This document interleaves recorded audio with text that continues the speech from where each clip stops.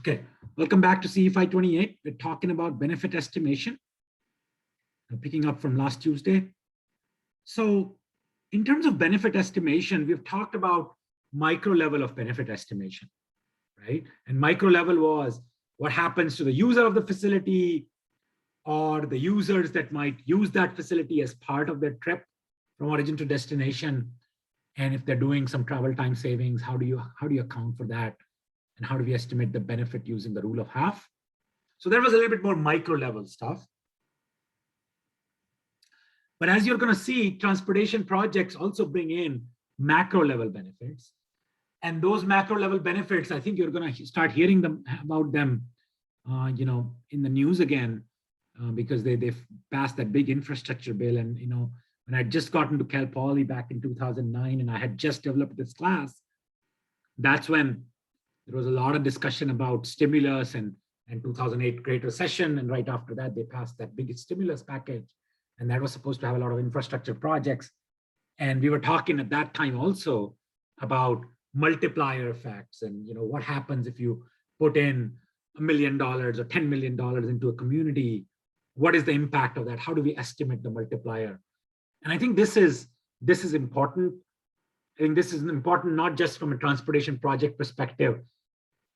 And this is important from a programmatic perspective, right? So if you're going to have a certain amount of projects go into a community, you're going to put in, and you're not necessarily thinking about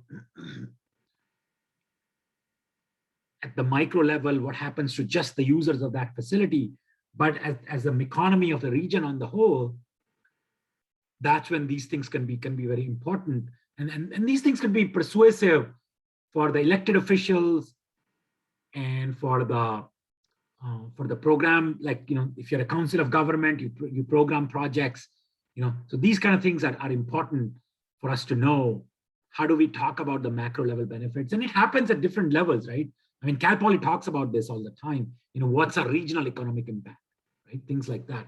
So I think what we're doing, what we're learning about here has broader application than just transportation projects. But we're going to talk about it in the context of transportation system, and it's called an input-output model, okay? So we're trying to estimate the regional economic impacts using the input-output approach, okay? And there has been in that NCHRP report out there, macroeconomic analysis of linkages between transportation investments and economic performance. And if you're wondering, how come these NCHRP reports are so old,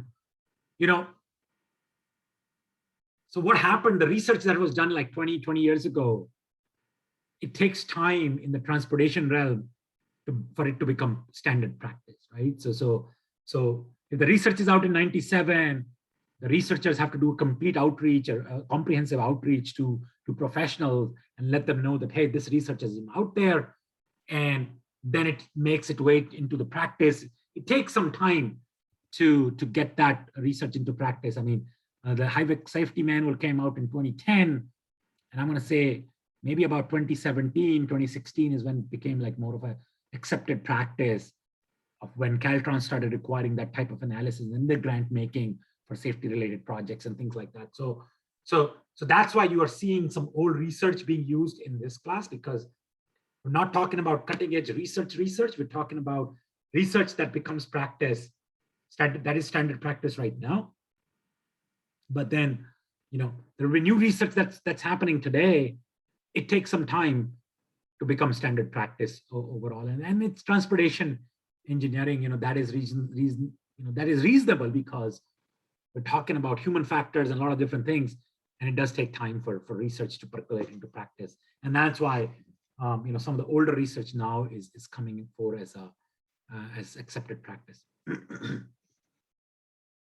So what we're trying to figure out is, if you put in a certain amount of dollars into a community via a transportation project, what's going to be its impact on the region's economy?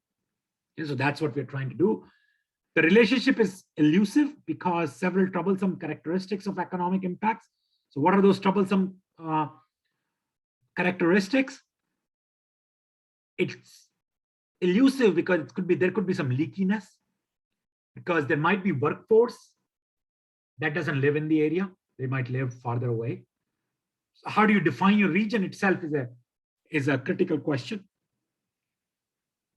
So if you're hiring workforce from outside, the results may impact outside region of interest due to mobility of the labor force and potential to increase import more than exports. So you might be importing more stuff. Double counting, some wealth increases is user cost reduction. So they're not external at all. So some wealth increase is based on what happens is at the user level. So analysts must exercise caution to make sure that you're not double counting stuff. Some of the wealth increase is not really increase, it's relocated growth and not new growth. Some of the growth that you might be pulling forward that would have happened anyway over time, but you're just pulling it forward for this year. And then there are some hidden transfers that happen.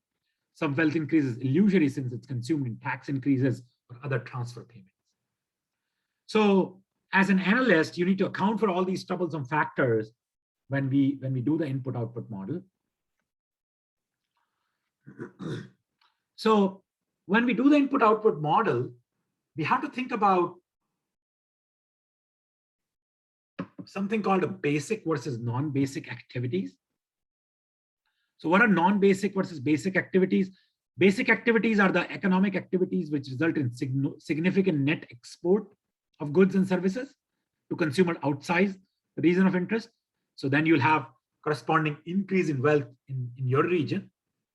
And non-basic activities are the activities that result in real redistribution within the region of interest. But not actual increase in wealth, but just things kind of moving around from one company to the other and so on and so forth. So we have to always think about what these activities look like, basic versus non-basic activities. So as the region of interest gets geographically larger, fewer activities are classified as basic. Okay, I want you to ponder that for a second. Right? If you're talking about a smaller region, you have more opportunities to export and import as well, but you're not going to be, because there is only so much to redistribute, right? There's only so much area where you can redistribute. But as you get into state level, nation level, national level, or continent level, like Eurozone, for example. So most of the activities are going to be redistribution within that region, right? So as the region of interest become larger, fewer activities are basic. Most of these activities will be redistribution within the region. So they're going to be non-basic activities. Does that make sense? Give me a little thumbs up if it does, please. As the geographical region increases in size, more activities become non-basic and fewer activities become basic. Because more activities are about redistribution within the region because your region is now so large. Give me a thumbs up if it makes sense, please. Okay, good. I see some thumbs up. Hoping for more. Okay. Right. I hope it makes sense for most of you. Okay. So now, the other thing is that one region's basic activities may be another region's non-basic activities. Okay? This is kind of interesting. It's not as obvious as the first one, I would think. And to think about this, because to understand that note 2 that I'm talking about, one region's basic activities may be another's non-basic activities. To understand this, we have to kind of define what we call a location quotient. A location quotient is a useful tool for detecting basic activities of a region. Okay? So what we're trying to figure out is what type of activities would lead to significant export out of your region versus what type of activities won't. Towards that end, what we define is a location quotient. A location quotient is percentage of regional employment in industry K divided by the national employment in industry K.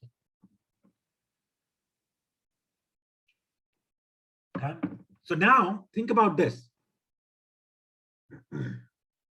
If your regional employment in industry K is very high compared to national employment in industry K, that means you are probably exporting that industry's output throughout the country.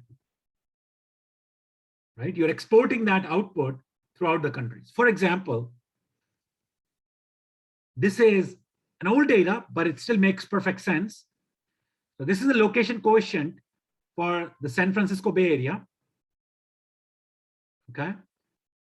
And this is old data, but still makes sense. Look at the financial. Financial has a location quotient of 3. Okay.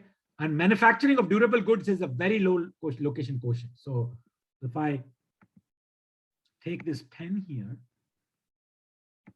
if you look at the manufacturing of durable goods, look at the location quotient, it's very low. It's very, very low number. It's almost close to 0. But on the other end, and mining is the same way. Obviously, not a lot of mining going on in the Bay Area, even in 79. Very low regional quotient. And then financial services, the location quotient is really high. And the vertical line is at location quotient equal to 1. So the government, civilian government, is about 1. Okay. Again, this is old data and you can find more recent data, but this data makes a point perfectly, is that if you look at the financial activity, if there is a project that's going to bring in financial activity, you know the financial activity is going to be basic for San Francisco because the financial services companies would be providing their services to places all over the country and not just to San Francisco people. Okay, so there is going to be a lot of net export of that service. Okay, but if you give a stimulus to manufacturing durable goods, there's not going to be a lot of manufacturing of durable goods in San Francisco. So a lot of those would have to be imported. Okay, so that's why the location quotient above shows concentration of San Francisco employment by sector relative to the nation as a whole. San Francisco has proportionately 3 times the concentration of employment in finance as the US average. And again, this is old data that I'm citing from an old study, but it makes the case that the financial sector is basic activity for San Francisco Bay Area, as opposed to manufacturing durable, which would be non-basic activity. And again, if you talk about financial activity happening in let's say, I don't know, Oklahoma City, for example, they're probably not doing as much financial activity, financial services activity. Okay, compared to maybe they're doing more oil, oil refinery or something like that. Okay. So that's the idea.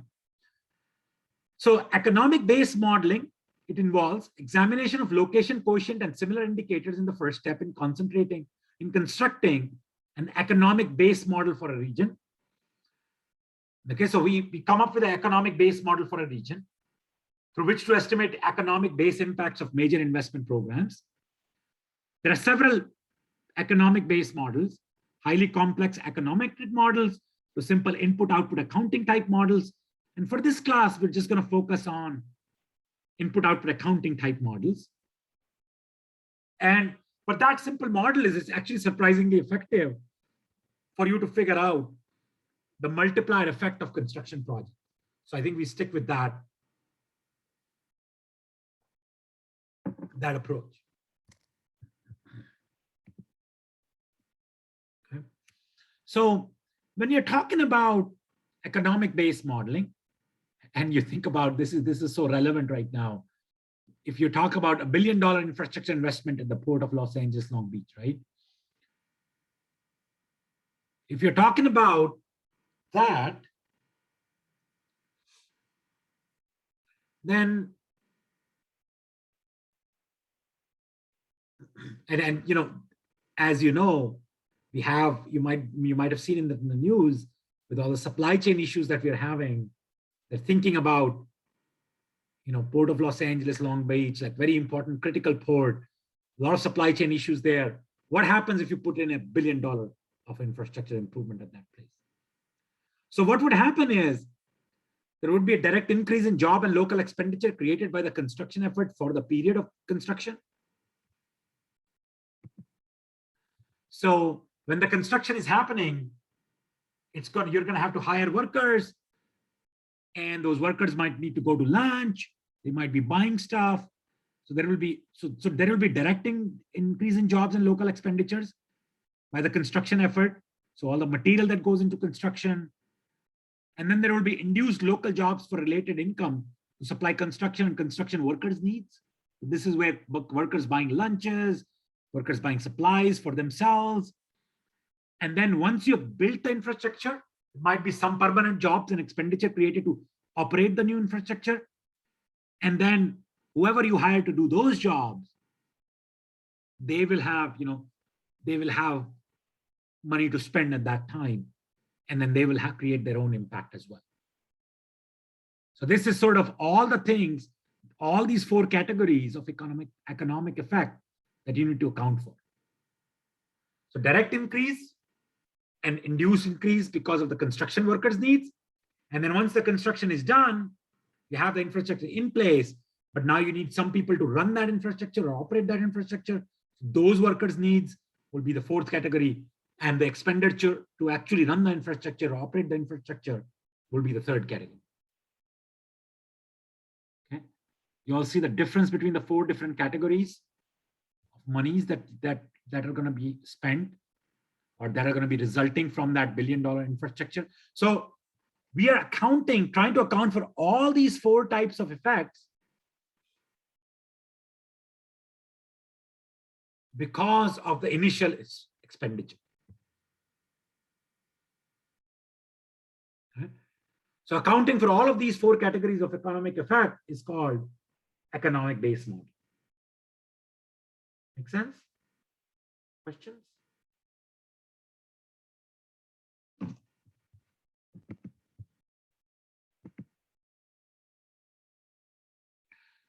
So many questions arise in accounting for these 4 categories of impact. So again, this is, remember the elusiveness. So this is what you need to figure out. What is the proportion of new workers from local population, proportion of investment money from outside the region, leakage due to expenditures outside of the region? So maybe you're not, even if you're doing construction in LA, maybe you're getting stuff from Atlanta, and then leakage due to taxes and transfer out of the region, and leakage due to transfer of income to savings and investments out of the region. So you need all of that information.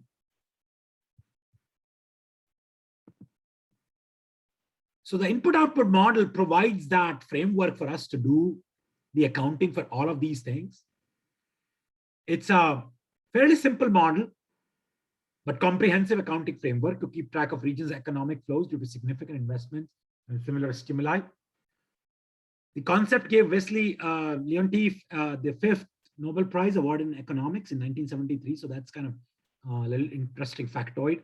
So whoever came up with this, the scientist who came up with this input-output model, they got the Nobel Prize for that. So here is the sort of the cyclical general structure of the input-output model.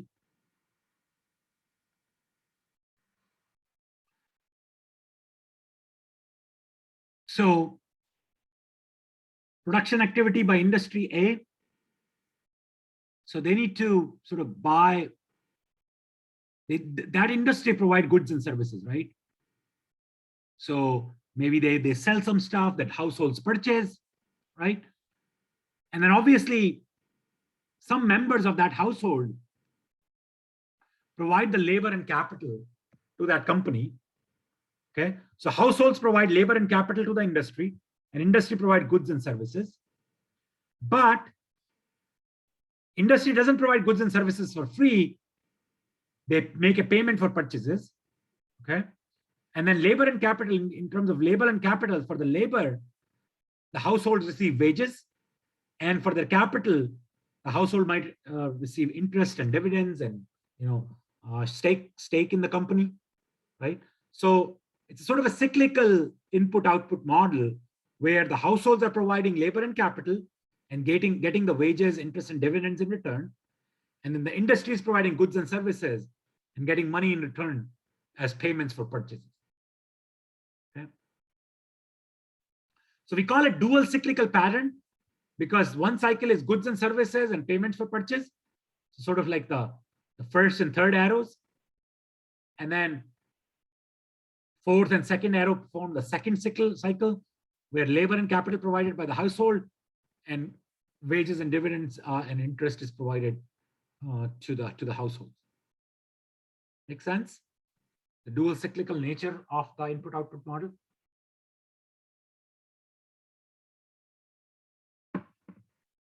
Questions?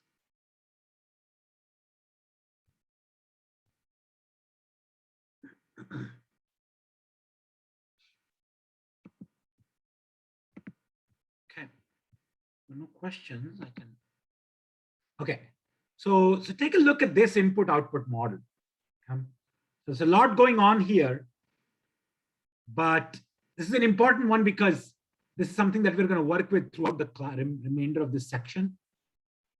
And obviously, you don't have to remember the numbers. I'm going to give you these numbers. But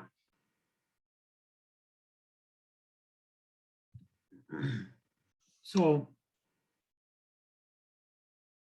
input-output model,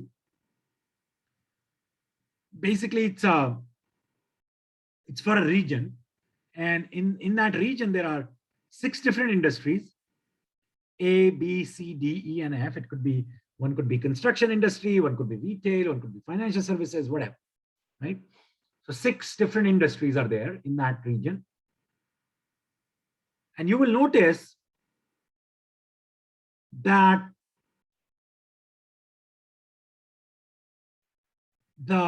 along the column, these represents what we call the outlays of that industry. Okay. And along the right-hand side, it's called the outputs of the industry. Okay. So outputs and outlays. Industry A, B, C, D, and F. So basically what this is telling you is industry A outputs 15, let's call it $1 million. So let's go talk about the units of this table to be $1 million. Okay. So each of these numbers represents $1 million. And if you look at the total size of the economy, it's $431 million size of the economy. Okay. So we are representing a region's economy in terms of an input-output model. And there are industries, and then inventory accumulation, export to foreign countries, and then obviously there are imports as well. The government purchases, gross private capital formation, and then in the end there is households. One thing that you will notice about this is that these first 6 rows and columns, this 6x6 matrix right here. So if you look at this 6x6 matrix right here, that matrix is unique in that if you look at the total output of these industries, they match their outlays exactly. So what we are saying is that industry by itself doesn't actually keep any money. That money goes to households. So whatever they produce, I mean, the money goes to somebody.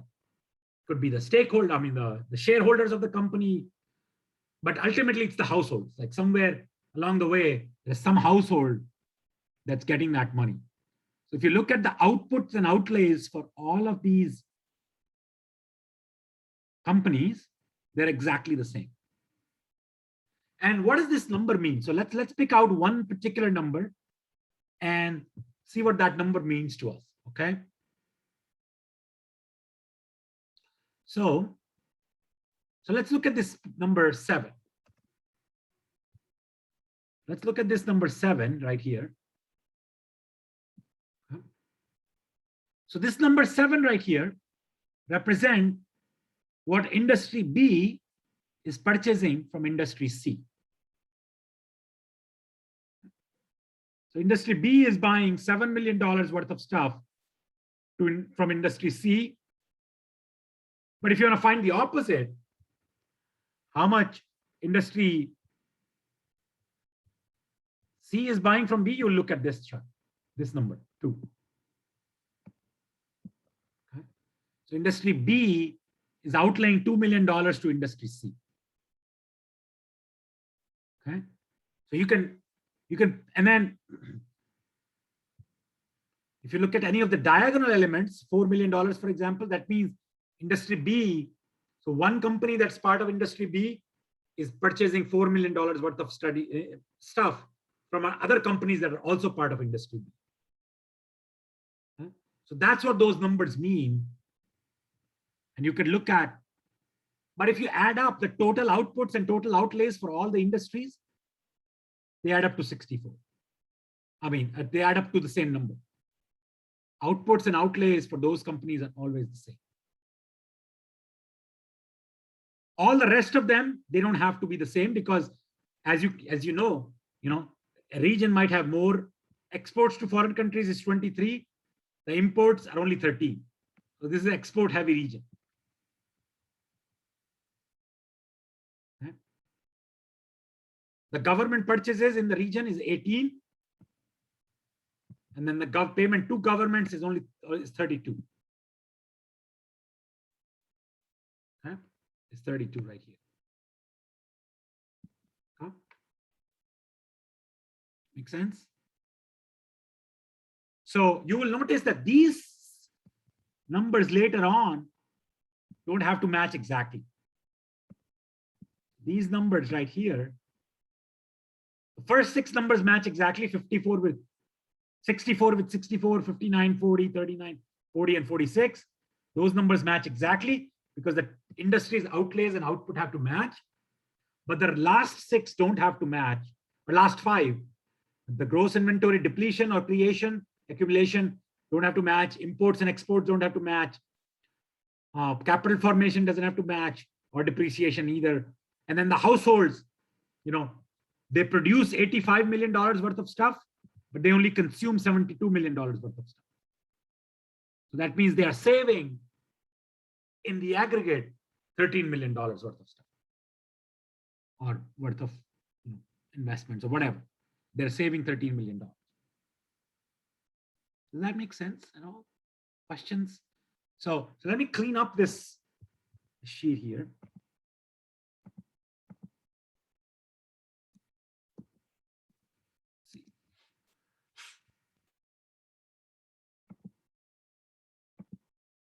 Okay, so I'm going to stop here for a second, and I'm going to even pause the recording and give you a chance to think this. So the question I've been asked is, what are the total gross outlays, total outlays for anybody? Total outlays is the total expenditures a particular industry or household is making. Okay, so if you look at this 64 right here, that's the total expenditure that is made by industry A. And output is the total output produced by that industry. So it looks like for the household, the total outlays are 72. So households are buying stuff from different industries, 14, 17, 5, 4, 9, and $8 million worth of stuff from industry A to B, A to F. And that's their outlays. And then households don't have any inventory depletion or anything like that, or depreciation allowances. So you could see that those things will be 0 for the households. And then households are paying this 12 in terms of taxes. So that's what they're paying in terms of taxes to the government. And then, so this total outlays is like how much expenditure are you making in the aggregate? That's what outlays stand for. Does that answer your question?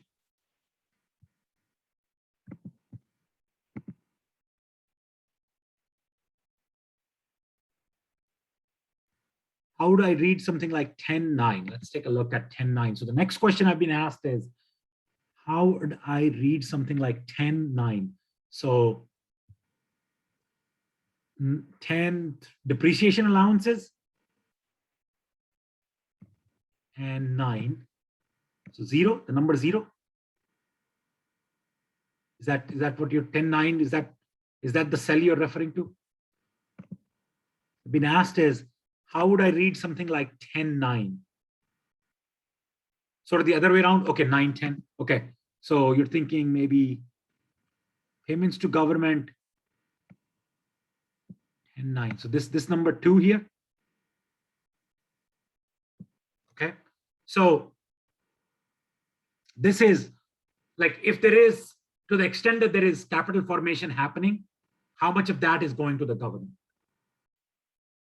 So if you're basically, so it could be like, capital gains taxes in some ways, right? So that's a payment to the government to the extent that there is capital payment happening.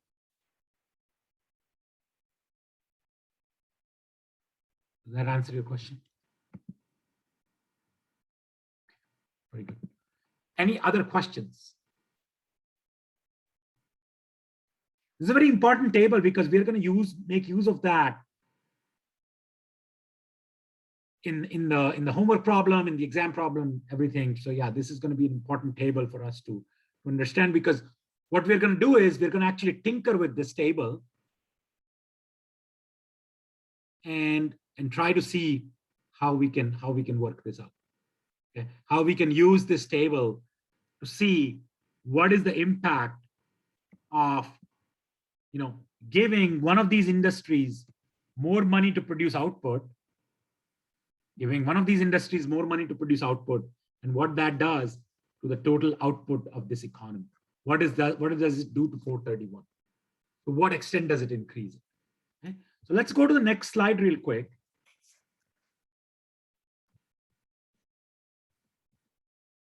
So one question that is important here is what we call the technical coefficient. The technical coefficient, input-output technical coefficient, IO technical coefficients.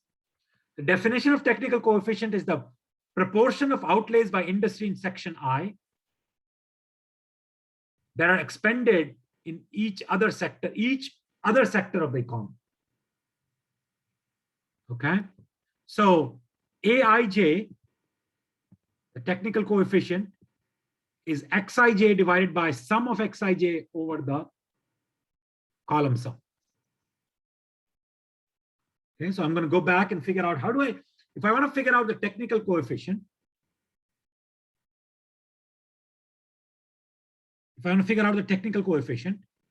for any of these entities, how do I do that? So here is how you do that. How you do that is, that the total outlays of industry C is 40. You guys see that? The total outlays for industry C is 40. And out of that 40, 1 goes to exactly the output amount that goes to industry A is 1. The amount that goes to industry B is 7. The amount that goes to industry C is 8. Amount that goes to industry D is 2. The payment that goes to government is 2. So we can figure out by using this, if an industry has a total outlays of 40, what proportion of that outlays go to different industries? We do that by dividing any cell entry with the column sum. So if I want to find technical coefficient for this cell right here, if I want to find the technical coefficient for this cell, it will be 7 divided by 40. Why 40? Because the total outlays of industry C is 40, and out of that, they spend 7 on industry F materials. So they pay $7 million to industry F out of their total outlays of 40. Why these technical coefficients are important? Because we assume in our input-output analyses that if one of these industries were to increase their outlays, they are gonna they are going to increase that in the same proportion based on their technical coefficient. So for example, if for whatever reason, if the total outlays of industry C were to go to, let's say 45, just taking an example here, let's say if the total outlays for industry C were to increase to 45, okay, we can assume that because they were spending 7 million out of their $40 million on industry F, if I want to find their new outlays to industry F, it will be 7 over 40 times 45. It will be 7 over 40 times 45. So I'm assuming that their proportion of their outlays to industry F remains the same. They are just having to increase their output in the same proportion. So their outlays, if their outlays were to increase to 45, they will maintain that same technical coefficient and proportionally increase their outlays to industry F. Does that make sense? The role of technical coefficient. So we find this is the technical coefficient. 7 over 40 is the technical coefficient. And if you want to find the new outlays, if the new outlays, total outlays for industry C were to increase to 45, if you want to find the new outlays to industry F, it will be 7 over 40 times 45. Okay. So I'm going to hold off here. And I'm going to ask you a question, which I'm going to type up in a second. So I'm going to pause the recording. Okay. So I want you to take a minute to figure out if the total outlays for industry C were to rise to 42, okay, what will be that industry C's new outlays to industry E?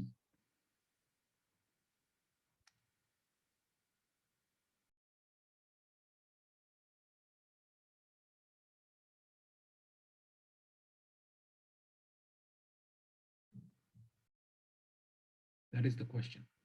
Take a minute to figure this out. Any questions, please let me know. Okay.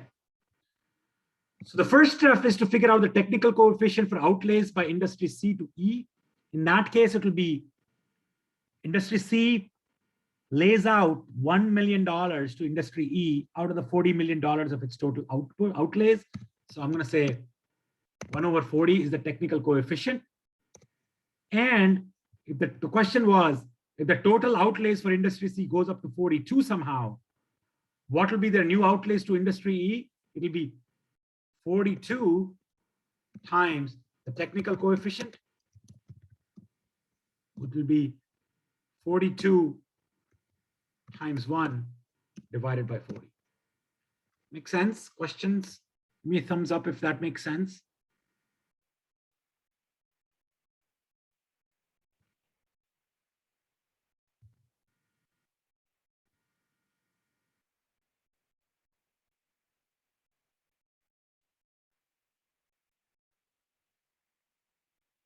Okay, give me a thumbs up if that makes sense, please.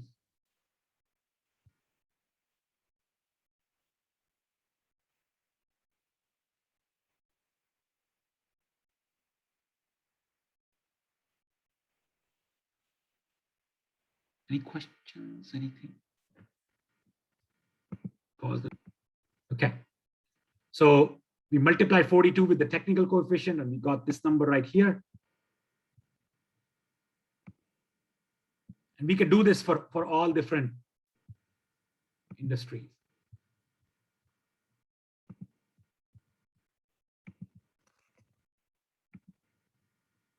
Let's cross this out. Okay. These coefficients permit a change in the input-output table to be traced through its impacts on other industry sector by an iterative process. And that iterative process is what we are going to learn today. So let's say if the units on this is not $1 million, it's $100 million. So I'm saying that the unit on the input-output model that I showed you was $100 million. And let's say we spend $100 million to build a new bridge.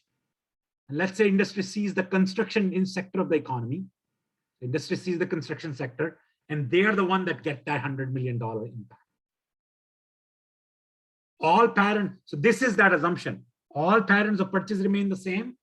That's why you can use that technical coefficient. Because all patterns of purchase remain the same. Note that 3 out of 40 of the construction outlays associated are spent outside the region. How do I know that? 3 out of 40 of the construction outlays associated are spent outside the region. How do I know that? Okay, so for that, let's go back to this table. How do I know that 3 out of 40 of the total outlays are spent outside of the region? What number am I looking at that's telling me that?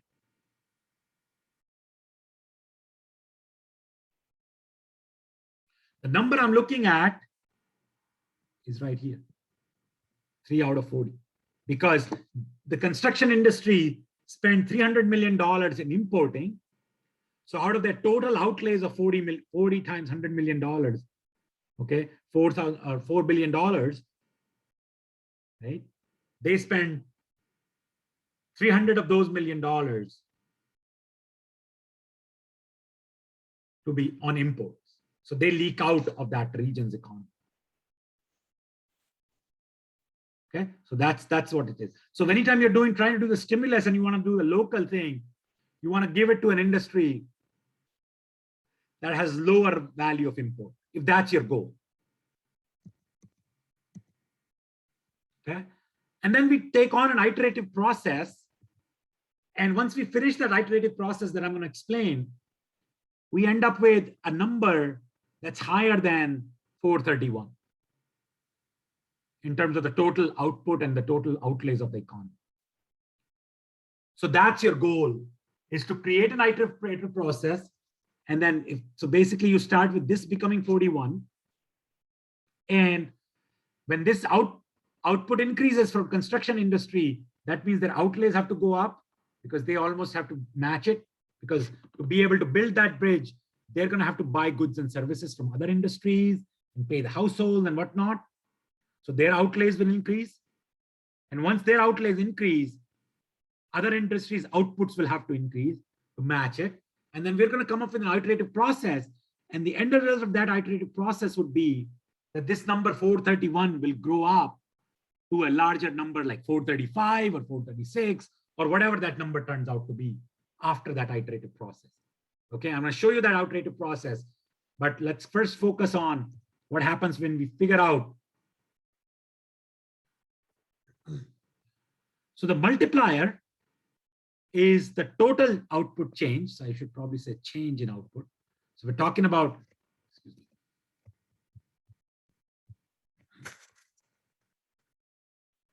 So I'm talking about total output change here divided by the direct change. So let's say by providing that $100 million stimulus to construction industry, the total output of the region's economy became 434. I'm just throwing up some numbers here. Let's say the total output became 434. So the total output change will be 434 minus 431. And you divide it by the direct change, which was 1 unit of stimulus that was given to industry C. So in that case, your multiplier will be 3.0. And this could be decimal places. So I'm not saying this couldn't be decimal places. It could be 434.2. So in that case, your multiplier could be 3.2.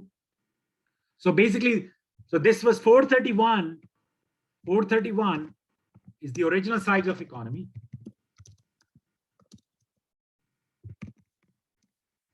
434.2 is the final size of economy based on the iterative process.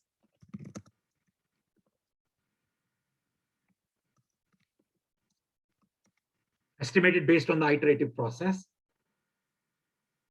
So you can look at the change in the size of economy. So 434, so I should say total output change rather than total output here. Minus 431 divided by 1 because that was the size of the stimulus, 1 unit. Okay.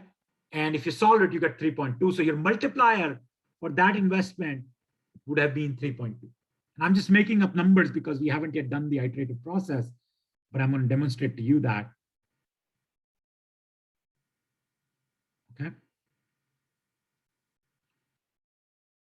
And there are different types of multiplier, but this is the kind that we are going to estimate in our project or in our class. You could look at the total income relative to direct investment, total employment increases, but we are looking at the size of the economy type of multiplier.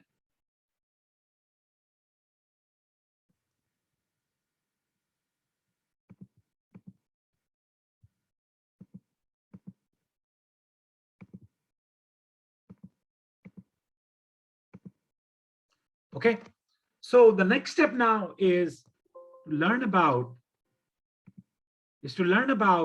how do we do that iterative process. And for that, what I've done is, if I go back to, I'm sorry. Let me pause the recording for a second and play it again. Sorry. Okay, so here is my original table. So I have my technical coefficient table and my original table, and here are my iterations. But right as of now, they're set up as the original table. You can look up this number is still 431. And what is happening here is that I have set this up as all of these things, these output table or this total output, these are summation of A1 through K1. So it's the summation of all of these cells. And then 59 is summation of all of these cells and so forth, okay? And then what I have is, I have set up all of these for the industry. So these are the industry parameters. So maybe let me highlight them in a slightly different color. So these are the industry outputs that will get, outputs and outlays that will get adjusted. And if you look at the outlay number, I'll change these numbers, and you will see that all of these numbers are set up as a multiplication between this total number, which is C12, multiplied by the tech coefficient C11, the corresponding cell in the tech coefficient table. Okay, so if you look at these, the first change that I have is I make that 2, that I already did make 2. So let's highlight that in a slightly different color, maybe here. So I make that 2.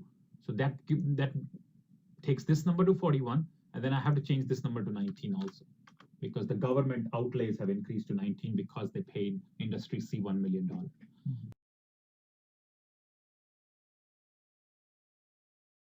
I want to pause this video right here, because what I'm suggesting here is, what I'm doing here is that government is, that column I represents the government, and government is giving the $100 million stimulus to industry C.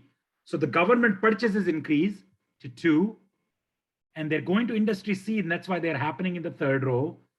So the government is buying now more stuff from industry C. So the government's total purchases are increasing. And at the same time, the output of industry C is increasing at the same time to 41 now. It used to be 40, but now it's 41.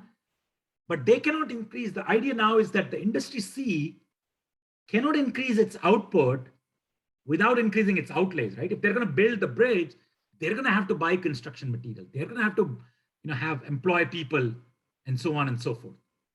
Okay, so that's what's happening here, is that I'm increasing the government purchases by 1 unit. Okay, and at the same time, that increases the output of industry C. But now the next step is the output of industry C cannot increase without increasing its outlays. So that's kind of what I'm doing. Next step is that I'm going to increase the outlays to 41.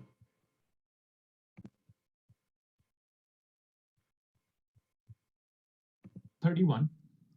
So sum of L1 through 11. This L1 through 11. This should have changed to 4. Okay. There was one more that you did change, I think. So this should have changed to 432, right? Yeah, but then you changed one other one. I think it's. Oh, let's do Control Z, Control Z, Control Z, Control Z. Okay. Yeah, so this is what it looks like. I'm just going to get highlight on this. And I'm going to highlight this one, all these. There's a tick coefficient and all that. So yeah, still set up correctly. And I'm going to highlight these 6 of them because they are the ones that need the big adjustments in the mix. And so these are your 6 industries. And always remember that these columns, they represent, the output values, and when I add up these values, they represents the outlays. So now what you will notice is that the output of industry C has gone up to 41. Okay, so basically my output also has to change to match that. So my outlays have to change to match my output increase. So I'm going to change this to 41. And as a result, because I've set them up correctly, the tech coefficient takes care of the fact that now all these outputs have increased. And because of the increases in all the other industries' output, what will happen is that there are some changes here. So I'm going to copy these changes, paste them as values first, and then I'm going to copy them again and paste them here as a transpose. So now what I'm going to do is I see all the changes that occurred in different industries' outputs, and I'm going to now start to change these outlays in these cells, or at least in these 6 of these cells, to change them. It'll be 6 of these, so I probably should highlight this one as well.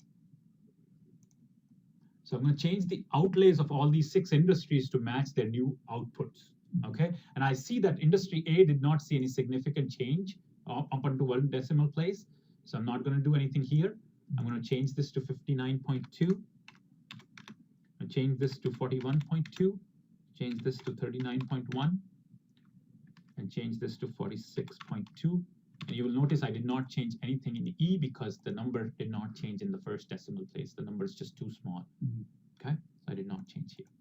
And now, one more adjustment that I do need to make. I'm not going to change any of these the payment sector. I'm not going to change any of these, but I do have to make a change here at the household level. That household level change will be dictated by the fact that if I look at my original table, the household's output was 85 and their outlays were 72. So their output was 85 and their outlays were 72. Okay, so I'm going to use that same ratio, 72 over 85, based on their new output. So you see here that the household's output has increased now to 85.2. So I want to change the outlays for the household based on that original ratio, which was 72 over 85. So I'm going to do 72 over 85, which is set up here, multiplied by 72. 85.2. So that gives me 72.16. And again, if I look at it from up to 1 decimal place, it's 72.2. So I'm going to change this number now again to 72.2. Okay, so now my new increased outlays. So I'm just going to let me highlight these cells that I had to change in every step. So these have to be changed, and then this one also had to be changed, but by a different method. Okay, so these had to be changed based on the proportion, and these have to exactly match the outputs. Okay, now I have new numbers, but the good thing about this spreadsheet is that now the way I've set it up, all of these numbers have automatically gotten updated. Okay, because they're set up as summation of A1 through K1. So I'm going to do copy these. I'm going to paste that as values. And I'm going to copy them again and paste them as transpose things. And I'm going to now match up. So 64.2, it's a significant change. So I'm going to change that to 64.2. I'm going to change that to 59.3. Change that to 41.3. 39.1 is still 39.1, so I'm not going to do any change here. I'm going to change that to 40.1, and I'm going to change that to 46.3. And I still have to change the households, and now I'm going to do change based on 85.4, because that's what my new number is. So what I'm going to do is I'm going to change this to 85.4. Okay, so I end up with 72.3, so I'm going to change that to 72.3. Okay, so that leads to a new number after my second iteration. Now my third iteration would be copy these over, all of these numbers, and paste these over as values, and copy these over and paste these over as my new values that I want to match. So again, I'm going to match the 6 outlays, so 64.3, 59.4, 41.3 does not change. 39.2 becomes 39.1 becomes 39.2 now. 40.1 does not change, and then 46.3 becomes 46.4. And then my households now are 85.5, so I'm going to try to reflect that to 85.5. So 72.4, so this number becomes 72.4. That concludes my third iteration, and now my new output is 435.5. And you can go on and on like this up to 6 iterations, because after 6 iterations, what you would notice is that most of these would not change by any significant amount after that. Okay, so that's why And so now now you can use this new economic output, the final output after 6 iterations. I'm just going to use the 3 to create the input output multiplier. And that multiplier will be the final output, which is 435.1, minus the initial output, 431, divided by the size of the stimulus, which was 1 in this case, just $1 million of stimulus. So your multiplier effect is 4.1. And you will see as you move forward to up to 6 iterations, that number might change to a little bit higher number. But this is what you're finally looking for. Okay. So, stop it. Okay, so I'm going to stop this share for a second. Okay, so that's the idea. So what was happening in that spreadsheet? And let me probably, I'm going to see if I can make that spreadsheet. I will make that spreadsheet available to you as well, the raw spreadsheet at least. But what was happening in that spreadsheet was what is the basic idea? Any industry cannot increase their output without increasing their outlays.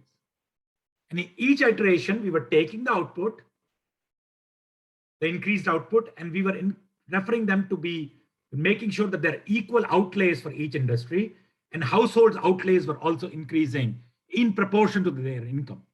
So those are the only cells you change, and you keep doing it until you think that there is no significant change or the number of iterations specified. So in the test, I might specify that, hey, just do 3 iterations or something.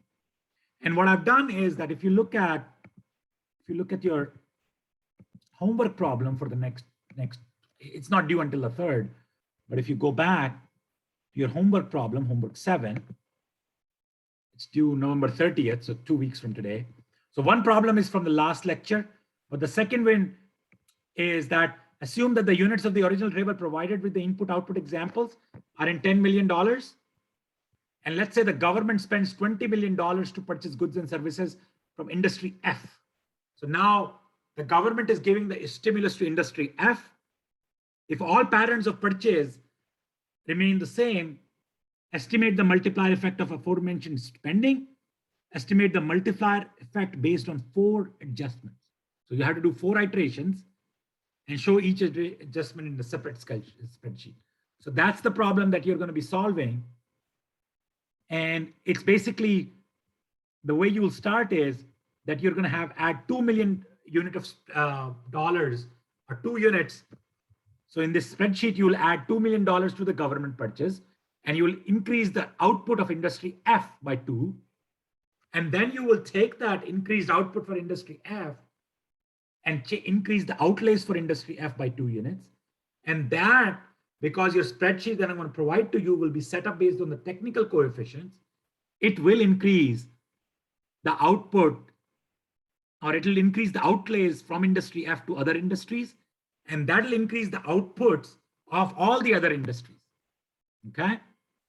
And then that cycle will begin, and then you'll follow the spreadsheet process that I outlined in that. So what I would do is, if you give me a second here, I will post that spreadsheet, and maybe you can work on it, or you can look at it. And if there are any questions, please let me know. So I'm going to go ahead and stop share, and I'll pause the recording as well.